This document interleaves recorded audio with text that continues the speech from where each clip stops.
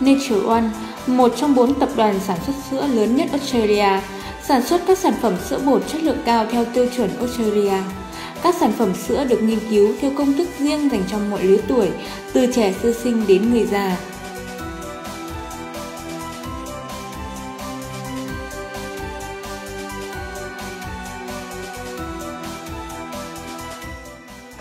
Nature One Dairy is an Australian milk, infant formula, milk powder manufacturer.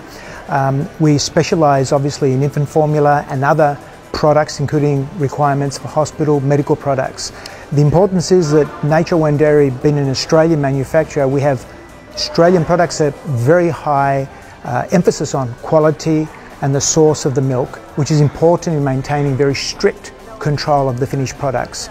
So that's probably one of our strong points, and it's our pleasure to be able to work with the hospital system for their needs. Sữa cho trẻ sơ sinh và trẻ nhỏ, sữa cho lứa tuổi học đường, sữa cho phụ nữ mang thai, sữa dành cho người cao tuổi và người đang phải điều trị. Trong thời gian tới, người tiêu dùng sẽ hoàn toàn yên tâm khi lựa chọn sản phẩm sữa đảm bảo chất lượng của Australia cho gia đình ngay tại Việt Nam.